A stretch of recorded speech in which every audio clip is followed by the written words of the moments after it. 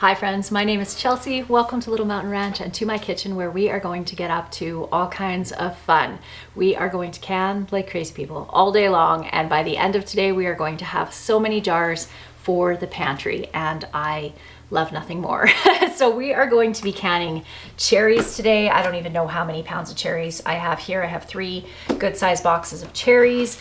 We also have a whole bunch of beautiful apricots here. I have 6 containers of apricots that size. We have some beautiful blueberries here.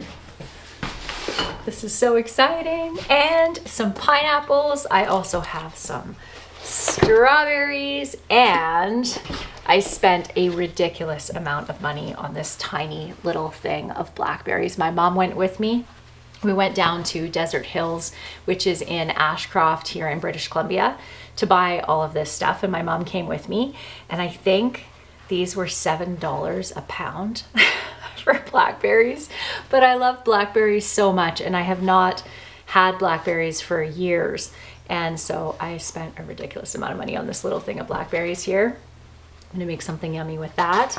We are going to can a lot of this in basically the easiest way that you can can fruit there is, and that is in a light syrup. But I am going to make a couple of fun, fancy recipes just to make the canning day a little bit more fun. But with this much to do, I do like to keep the recipes fairly simple. So we are gonna do some really simple things. There are many things that I do to make a canning day like this really doable and also enjoyable. And instead of running those through all of those steps with you again, which I have done on many videos in the past, especially over the last couple of years, I've put together a really comprehensive canning guide for you that lays out all the things that I do to prepare, and then a lot of the simple basic steps to have a canning day like this be successful, along with some recipes and some canning information about pressure canning, water bath canning, and steam canning. And all you have to do to get that is to click the link down below this video and in the pinned comment. So without further ado, let's just jump right into this because we have a lot to do. We're getting a bit of a late start today. Normally I like to start canning really early in the morning, especially when it's going to be warm out like it is today, but I had some other things I needed to get done this morning. So we're getting a late start, but we're still going to fit all of this in. The first thing that we're going to do is take these cherries and get them washed, and I just realized that I have a sheet pinned to the window behind me. It is supposed to get really warm today, and we're in the process of rebuilding our deck back there, and we're actually gonna be taking this door out and putting a new door in. So I took the old curtains down from there. I actually threw them away because they were just not in good condition at all. And I haven't decided what new curtain I'm going to put up there, so I have a really classy sheet in front of my window over there. So anyway, it is what it is. So we're gonna take these over to the sink and we are going to wash our cherries. So they've already been de-stemmed here, but we're not going to pit these. We're actually just going to can them with the pits in, which is totally safe to do. I actually find it gives a little bit of a richer flavor to the juice that we're gonna be canning these in, and we're gonna can these in a light syrup. I have that big giant pot you can see back there going right now. I'm just heating up some water, and I'm going to be adding some organic cane sugar to it. And I'm just going to add enough sugar until it gets to the sweetness that I want. One of the other options you can do, my mom was telling me she used to do this, is just add a 1/4 cup of sugar to each jar and add your water, and that will give you a medium syrup. But I like a fairly light syrup, especially with nice sweet cherries like these. These are actually BC cherries. I'm very excited to get BC fruit this year because last year we had a pretty big loss of our fruit, especially soft skinned fruit in BC. So it's really exciting to get BC fruit this year. So let's get these washed. I'm just gonna put them in a sink with some hot water. So I'm just putting half of the box in each side just so that I can actually get these clean, because if I were to put all of them in here, it would be hard to get them clean. So we're gonna give them a good wash with some nice warm water here. Add a little splash of vinegar. I don't know if that really helps, but it makes me feel better about it anyway. For a light syrup, you want to add around a cup of sugar to every 5 cups of water, give or take. I'm just going to be eyeballing this and then tasting it and see. Once I get to the sweetness I want, then I'll stop adding sugar.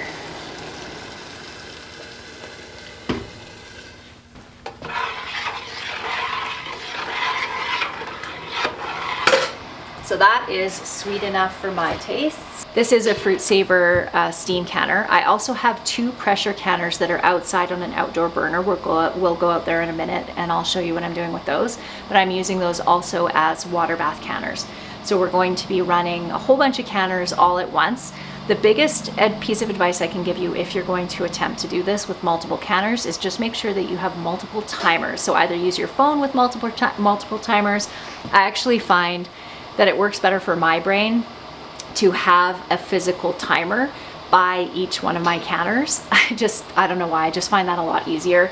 So we'll be using the one on the stove for running this one and so on. Because this is hot water here that I am going to be using, it's not boiling hot, but it is hot.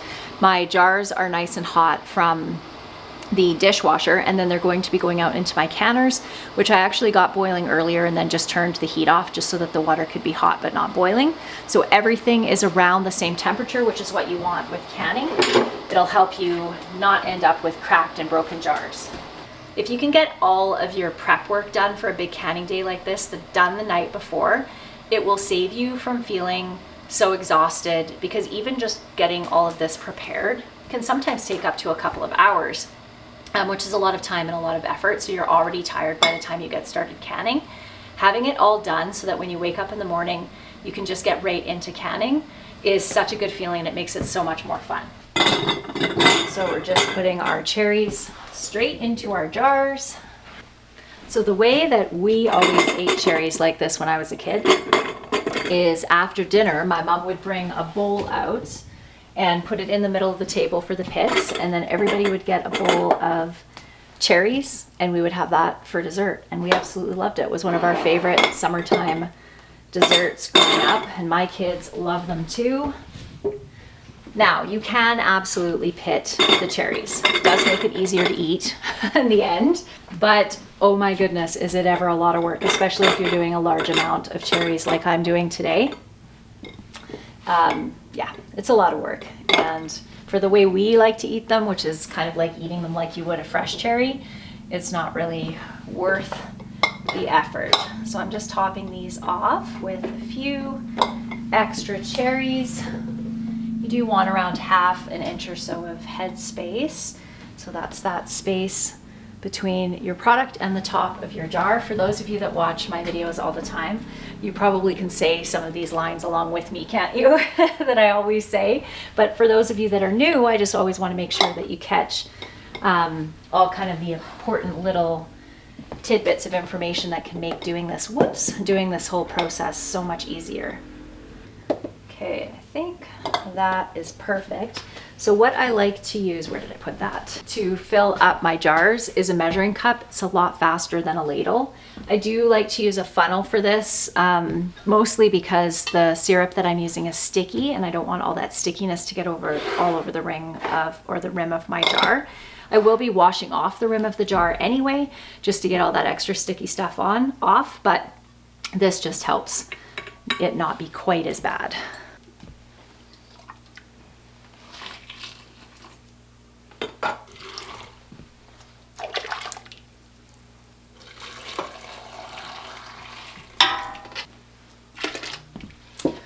Okay, so we do want to debubble these. You can give them a little twist like this, get your bubbles out, which is the most efficient way to do it. Or you can use a debubbling tool like this. This is plastic. Plastic is a great thing to use for debubbling because it doesn't scratch the inside of your jars. But honestly, as long as it's a product that's not super compacted in there and there's lots of space between your whatever it is in the jar, like with these cherries, giving them a twist like this can be just as effective. And you'll find when you do this, if there is a lot of air trapped in there, you might need to top off your jars with a little bit more liquid.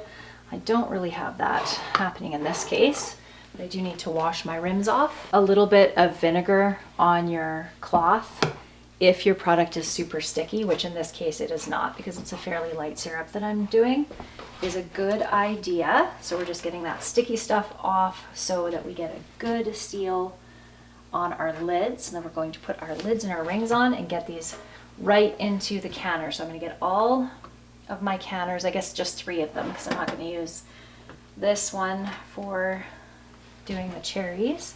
We'll get them all full and get those running through, and then we're going to start putting together some of our jams that we're going to make. We're going to make a really delicious salsa using pineapple, which I've never made before. It was a recipe recommendation from Kim, who's a member of the Little Mountain Ranch community.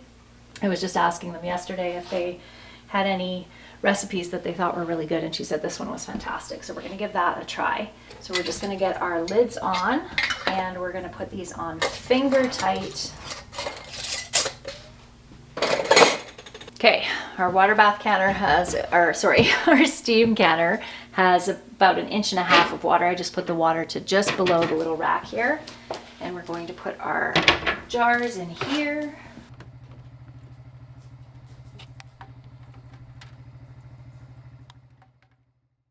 If you're going to be using any type of pot you have or a pressure canner as a water bath canner, you do need to make sure that you have at least 2 inches or so of water above your jars. And as you can see, that is not the case over here. So I'm gonna go grab a taller canner to go here.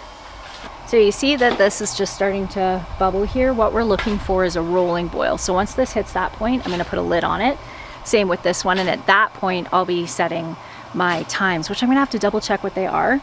Cherries are not something that I've done for a few years. I think it's 20 minutes, but I'm gonna go double check that one. So now basically, we're just gonna be spending the next couple of hours as far as the actual canners go, running all of our cherries through. So we have 2 more boxes. That one box did all of the canners filled once, so I'm gonna have to run those 3 times, all of those canners full to get the cherries done. I don't really make pie filling. You guys probably know this if you've seen me do my apple pie filling. All I do is add all the seasonings and make a medium syrup, and then can my apple slices in medium syrup. And I do the same thing for my blueberry filling that I'm going to do. And then when I go make my pie, I just throw it in a saucepan, my filling on the stove, add a little bit of cornstarch, and it takes a couple of minutes to get it nice and thick. And then I put that right in my pie crust. Super quick and easy to do it that way. But I don't like using, I think it's called Sure Gel or Quick Gel or something like that. Just having done some research into the ingredients of that, I don't really want to be using that. And using cornstarch in canning is not recommended because there's inconsistent thicknesses in it, and the heat doesn't necessarily penetrate for safety all the way through the whole entire thing, or they haven't done enough testing on it to know for sure. So it's better to just add the cornstarch after, and I just add an organic cornstarch and it works great. So that's what I'm going to be doing with the blueberries. So basically exactly as we did the cherries, we're going to be doing the blueberries. So I'm going to get these off the counter and bring them over here because I have to wash those too. And then when it comes to our beautiful apricots, we're going to make a really simple apricot jam with these, but the rest of them we are going to can just whole in the, or not whole, they'll be halved and pitted in a light syrup. So again, really easy as far as the time consuming aspect.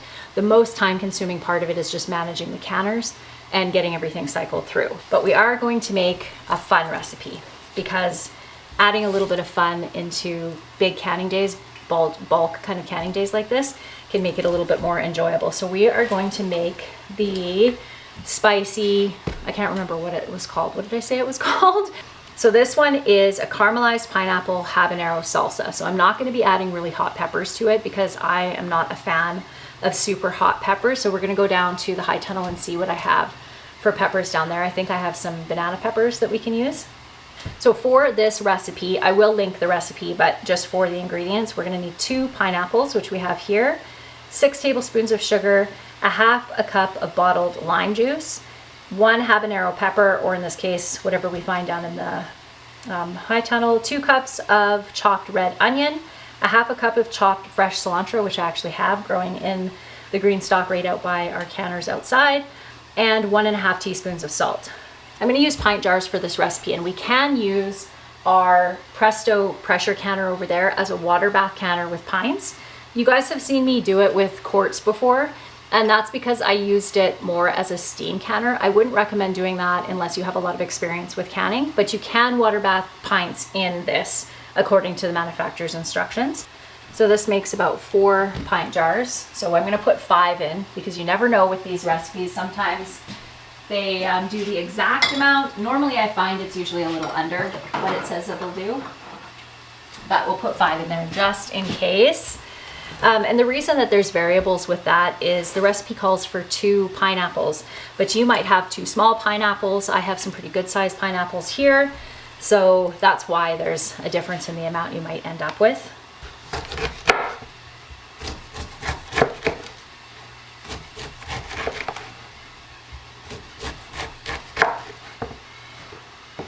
I'm going to save a couple of these chunks and add them into my second ferment on my kombucha, because I'll bet you that would taste delicious, and then it wouldn't waste those extra bits either. So one of the reasons why I do large batch cooking days or canning days like this, well, there's a few different reasons that it happens throughout the year. One is because there's a lot of fruit that we can't grow up here in the north, so I have to travel to get it. So if I'm going to be traveling a few hours to go and get whatever it is I'm going to buy, I may as well buy it in bulk and then just do it once. So I'll usually take a trip 3 or 4 times throughout the season, the growing season, down to buy bulk things like the blueberries and the cherries and the apricots, things that we can't grow here. And of course, definitely not these guys. And I tend to grow my crops in my garden, in my vegetable garden and my crop garden, to all come to maturity at the same time. I don't do a lot of succession planting up here because our season is so short. So I usually have everything maturing at the same time. So say, what would be a good example of that?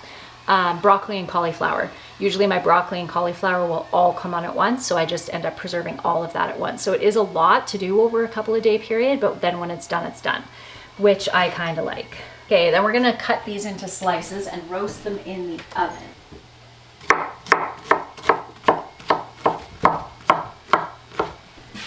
When it comes to doing prep for big canning projects like this, you just want to make sure that whatever you are going to be cutting and prepping isn't going to start breaking down really quickly when exposed to the air, so oxidizing. For instance, if I were to cut one of these guys in half, the little apricots, and then leave them sitting on the counter for even 20 minutes, they're going to start to break down and turn brown from the oxygen in the air. So if you are going to do prep beforehand, say you wanted to get all of this stuff prepped and then can it all at once, which you guys have seen me do lots of times before, then you want to make sure that you preserve them in some kind of way. So for a fruit like this, cutting them in half and putting them in a bowl of water with a little bit of lemon juice or vinegar in it. Lemon juice is preferable just from a flavor perspective when you're doing fruit. Then that will work as well. I do find with really soft fruit like this, it even in the water starts breaking down and even can start absorbing some of the water from it. So I prefer to do things like apricots as I'm going to be canning them. So the same thing with like something like this, for instance. I wouldn't want to cut this and then leave it sitting on the counter for a long time, but it's going to go right in the oven. It does say to sprinkle it with a little bit of sugar. So we'll put a little bit of organic cane sugar on there. Probably just helps caramelize it a little bit. We won't do a ton though, because these are already plenty sweet on their own. So now we're going to pop these in the oven for around 20 minutes or so. And in the meantime, we'll get the rest of our ingredients prepped for this recipe. Lime juice, we need to go down to the high tunnel and get our peppers. And we need 2 cups of red onion. So we'll do our red onion right now. Just wipe this off. Okay, I have my onion all chopped up here. So now we're going to throw on our sun hat because it's very sunny and hot outside, and go and grab the things that we need from out in the garden. This is the temporary location of my green stalk. It is going to be on the deck once the deck is done. But I do have some cilantro growing in here, and it's a good thing we're gonna pick because it is about to bolt.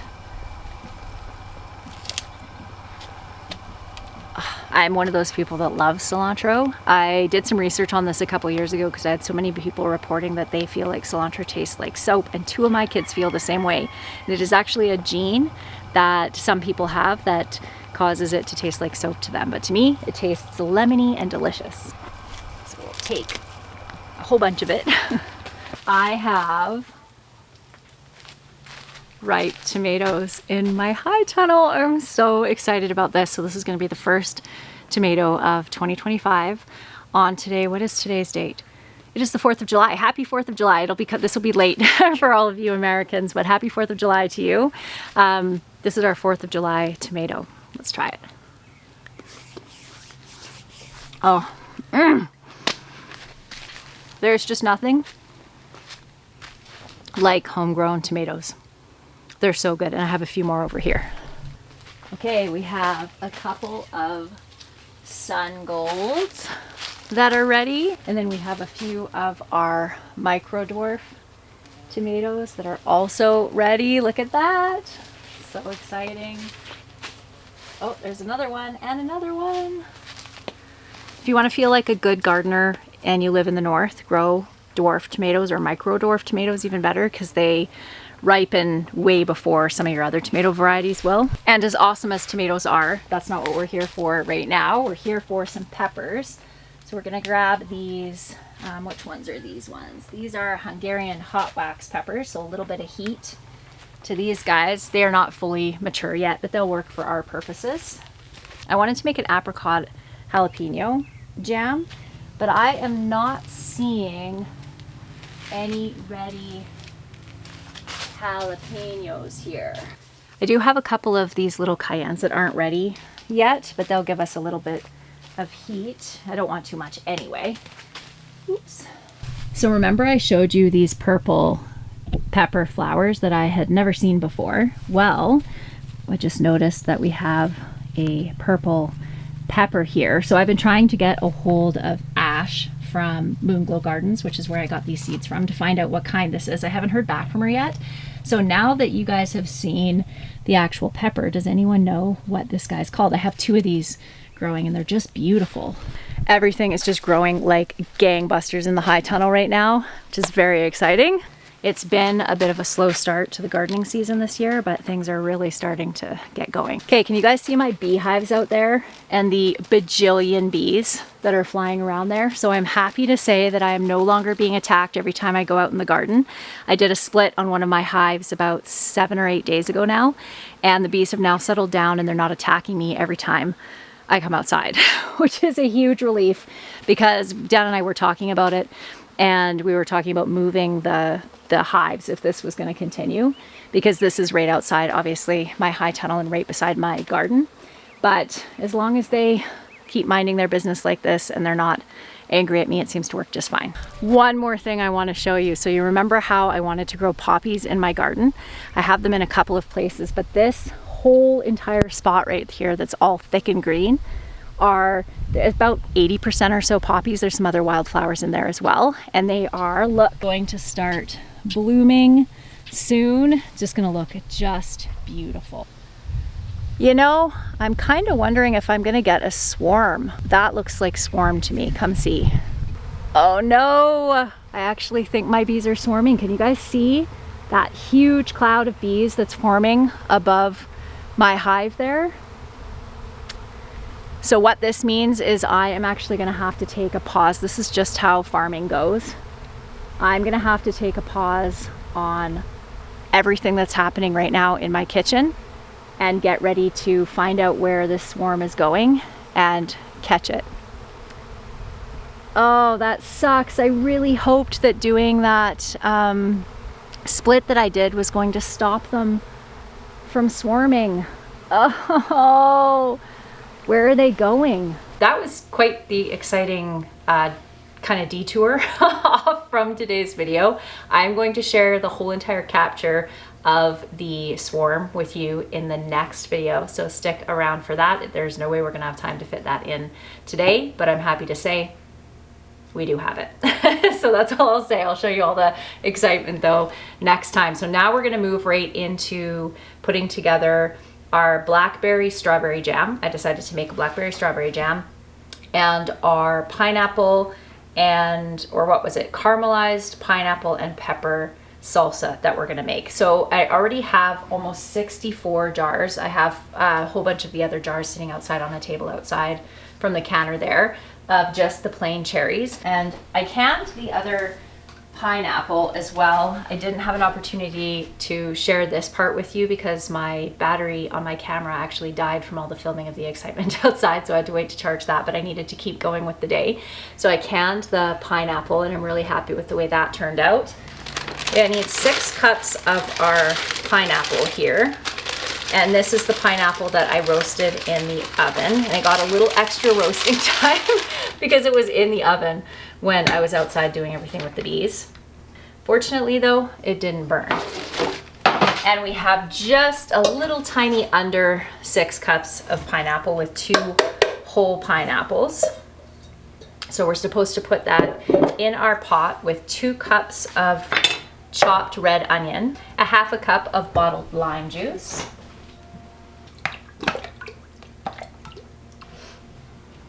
these aren't super hot peppers. If they were, I would be probably using gloves to do this. But we're just going to take the seeds out.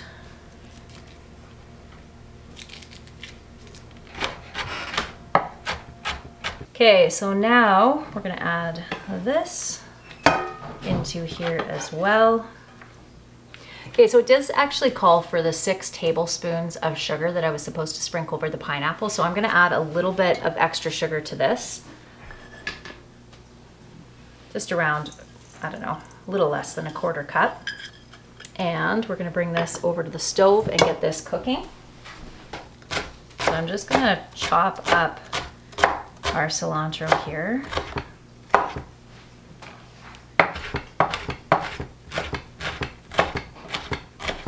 Now, I only needed, I believe, half a cup. Yeah, so I only needed half a cup. So this should probably be just about perfect. Yes, it is. Oh my goodness, nothing smells like summer to me more. Actually, I say this about a lot of things, but cilantro definitely, or at least of canning season. Just reminds me of it so much.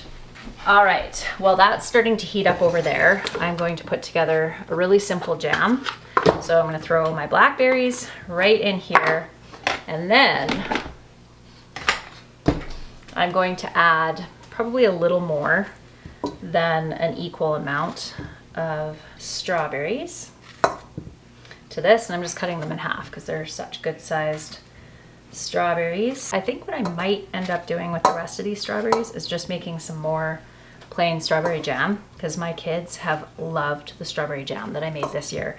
I shared in the video where we made all the strawberry jam and the strawberry products that my kids had requested that I do full sugar jam this year because normally I do low sugar jams. I have their whole lives. But I'll be honest, low sugar jams do not taste quite as delicious as full sugar jam. For the recipe, like I always cut it down and I use Pomona's pectin, which allows you to cut it down basically as low as you want it to go. Anyway, it made the best jam ever. So I'm now converted to full sugar jams, and the way I justify it is that you don't eat that much when you eat jam. So I don't feel like it's the end of the world to have a little bit of sugar in the diet. So that is definitely about the right ratio, and I don't want to completely lose the blackberry flavor in there, so I think that's all I'm gonna do. We're gonna add a little bit of lemon juice to that and some sugar. So I'm just gonna eyeball this, but I'm gonna add a lot of sugar. So my friend Kim says that this is really good on chicken, like slow roasted chicken or slow cooker chicken. And I could see that. It smells really good. And it's gonna look so pretty in the jar. Got a couple long pieces of onion in there we can pull out. I was going to make the jalapeno jam with some apricots, but I don't have any. So I'm gonna try a little taste of one of these green cayenne peppers here. Whew! Okay, that's hot enough. Yep, that is definitely hot enough. So I think I will grab a jar of the jalapenos from downstairs too and add that for the jalapeno flavor. So with these, you can actually just peel them open with your hands. You don't need to use a knife if they're really ripe, and pull out the pit. And then to make jam, you do want to chop these up a little bit. They are really soft, so they will cook down quite easily, but chopping them up just makes that process go a little bit faster. So to make these look a little bit more tidy when it comes to putting them in the jars, when we're just going to cook them in or can them in as halves, we will use a knife just to make the edge a little bit less messy so it looks prettier in the jar, but that's really the only reason. Flavor wise, it makes zero difference, but does look nicer in the jar. For our basic strawberry jam, I'm just going to be cooking these down with equal parts of sugar to berries or thereabouts, adding a little bit of lemon juice, and then adding my pectin. And that's just going to be that simple. So I won't take you through that whole process since we did a whole video on strawberries a couple of weeks ago. But I will do that and then get all of these cut. As you can see, it is very, very easy to do. So it's not going to take me very long to do that.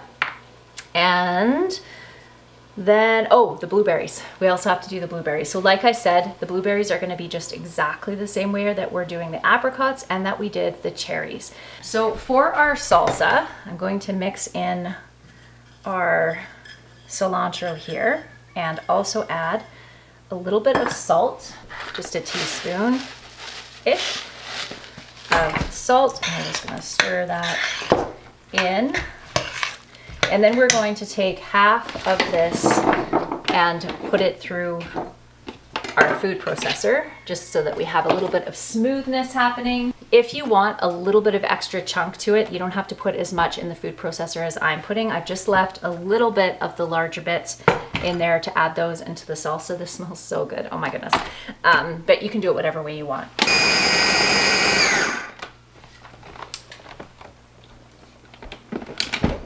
Okay, we got that mixed. Now we're gonna add that right back to our pot. So this is a 15-minute processing time in our water bath canner.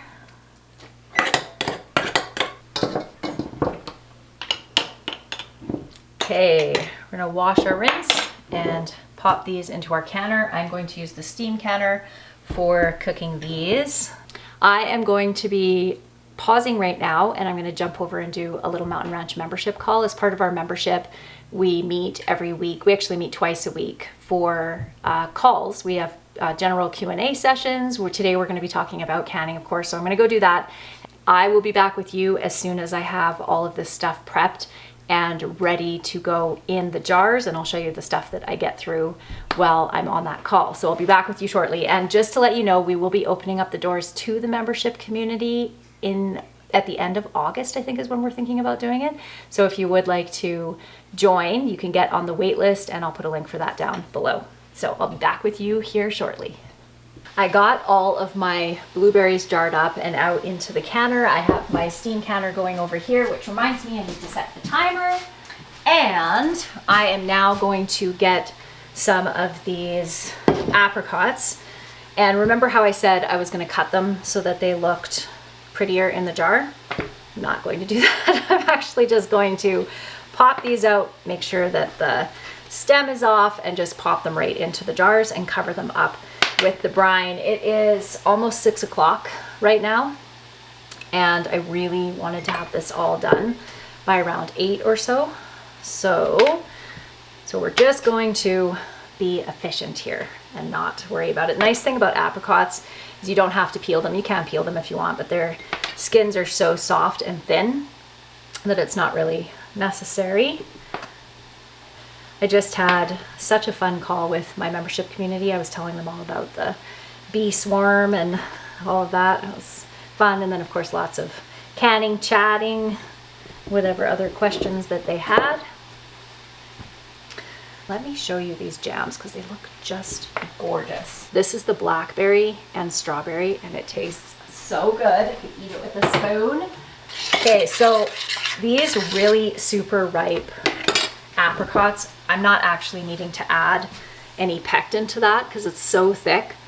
But the smell, the combination of that spicy jalapeno with the apricot is incredible. So I actually think I'm going to do another batch of this because I know that I'm going to love that. So we're going to get all those jarred up here once this steam canner is done running through, because I'll run them through the steam canner, but I have one canner filled with blueberries out there and one jar of blueberries in the other canner. So I wanted to get some of these apricots in there so that I could get that full canner going. I have decided that I don't like using my electric Presto pressure canner for water bath canning. And the reason for that is it takes way too long. It takes twice as long, if not even longer than that, in comparison to the stovetop steam canner or water bath canner. So I won't be using that again. Apricots, I'm not actually a big fan of fresh apricots, but I love them canned as any type of preserve. They're so delicious. So what do we have left here? We just have these strawberries. I have a few cherries left over that I have decided that I want to make a cherry jam too, maybe a spicy cherry jam with. I don't know if I'm going to get to that today though, because I don't know if I'm going to have time, but those cherries will hold up. They're not overly ripe for another day, so I can do that tomorrow if I decide to.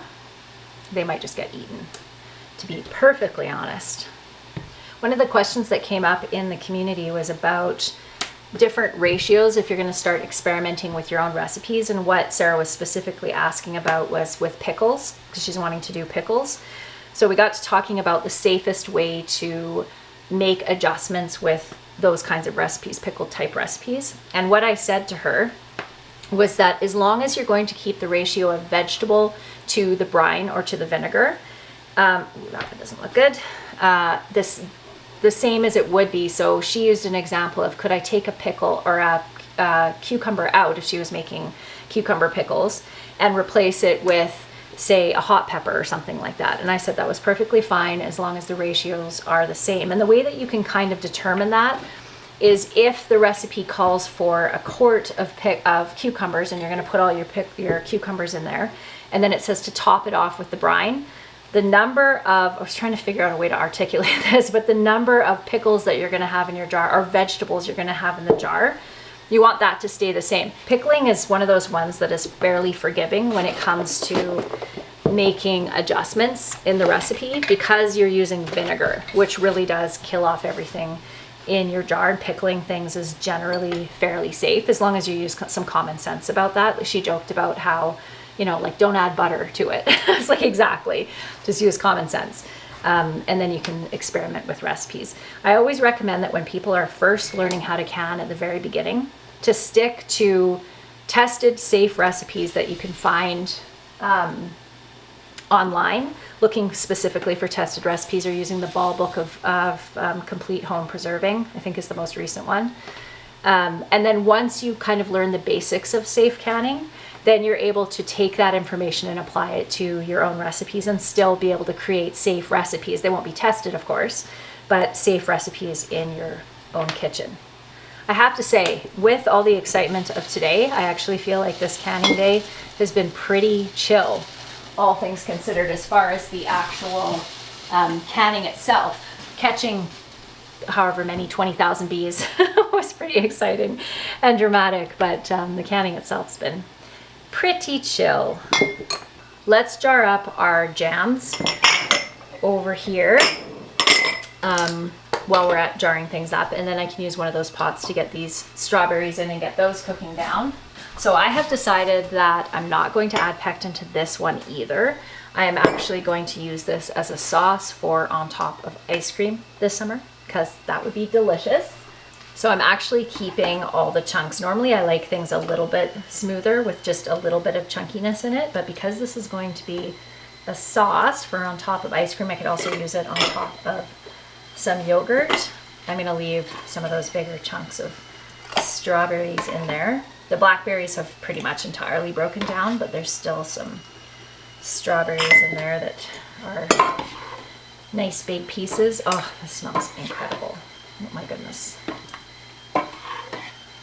I am going to mash this one up though, because I don't want big chunks of fruit in this. This is going to be for on top of crackers with cheese. That's good. Just enough heat. This is only going to give me a pint and a half.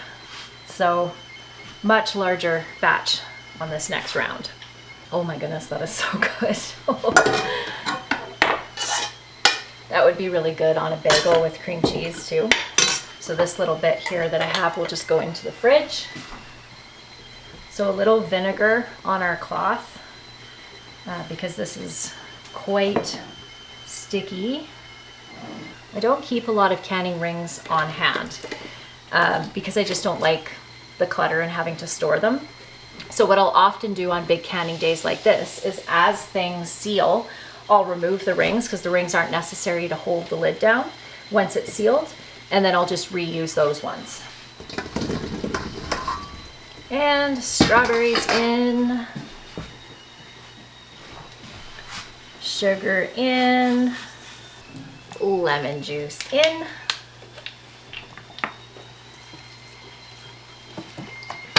and on the stove. So now we're going to top off our apricots with our light syrup. So I'm going to do another batch of the spicy stuff, and then I'm going to do a batch of just plain apricot jam because I know my kids will like that. We actually haven't had apricots. I think it's been 2 years since I've canned anything apricot. So I'll do that, and then the rest of them will just go into the light brine. And then once those strawberries are cooked down, we're going to be done, which feels pretty darn good. I have no idea how many jars I'm going to end up with in the end, but I'm hoping nearing 100, somewhere around 100. Maybe it'll be more like 80, but we'll see. Because I'm using, because I'm using a canned ingredient that has a lot of sugar and vinegar in it already, and then I am putting it into a recipe that has a lot of sugar in it. I feel really comfortable doing that, like reusing a product that I canned from last year in a batch for this year. Ew, it's not looking good. Okay, I think that's probably good. Gonna add a tablespoon and a bit, and sugar. I'm gonna have to go get some more sugar, but really in all of those recipes that I did today, I used one of these full of sugar. I'll probably use another couple of cups of sugar if I need to make a little bit more brine, but I think that's pretty good. The plan now at this point is I'm just going to cook those jams down. I'll jar them up and can them exactly as you've seen me do already in today's video, and then I am going to take these guys, these apricots, and split them open and can them just with the juice. Actually, no, wait a minute. I have 4 left. I'm going to take 2 of them and make plain apricot jam with them, and the other 2 I'll can those plain. I will show you all of the finished products likely in the morning. By the time I'm done tonight, I'll probably be too tired to pull the camera out again, but I'll show you what we have when we're all finished. Alrighty friends, we are on to the second day. It's actually 4:15. We were out all day today, so I'm just getting back into this project. We have 125 jars that we completed yesterday, and I'm just finishing up with those extra cherries, cooking them with a little bit of sugar, and I'm going to add a couple of cardamom pods, just crushed a little bit to this, just to give a little bit of that cardamom flavor, which I think will pair really nicely with the cherries. And then I have one more basket of apricots to do today, and this is just going to be a simple apricot jam. So all together we'll probably end up with somewhere around 132 jars for the pantry, which feels pretty darn good. So let me show you all of the different things that I ended up with once it was all said and done. This one is the apricot and jalapeno jam, which I love. So this is where I made the extra batch of it because I thought it was so delicious. This one is the pineapple salsa, also really good, both new recipes to me. This is one of the batches. I think it's the only batch that I forgot to add vinegar to my canners. So I always add vinegar to my canners because it eliminates hard water staining. You can see there's hard water staining on here, and there's a white film. And I find that even with a little bit of vinegar, our hard water scale from canning just doesn't really ever come off the jars. And it's without a huge amount of elbow grease, so it's far worth it for me to add that vinegar to the canner. Even though the vinegar will rust your rings over time, I don't find that it is a big enough deal not to have to avoid the extra step of really having to give my jars a scrub. So just this one batch, thankfully, I forgot to add it too. So this is just the pineapple, the plain pineapple. And then we have the beautiful cherries here, which I think are one of the most beautiful canned products. They look so lovely. So we ended up with 64, I think, of the canned cherries. And then we have our apricots here. So my headspace issue, the same as with the blueberries, where all the fruit kind of shrinks a little bit when it is canned, and then you end up with larger headspace. If anyone has this, oh, actually I know what the solution is off the top of my head. I could heat and cook down the fruit first a little bit before I can it, and that would eliminate this problem, but I'm probably not going to do that. So we're stuck with a little bit of larger headspace on the apricots. And then I have that cherry cardamom jam that I'm going to make, and then the plain apricot jam over here. So that was a very productive day. Oh, I just missed one. The strawberry jam, plain strawberry jam that I did.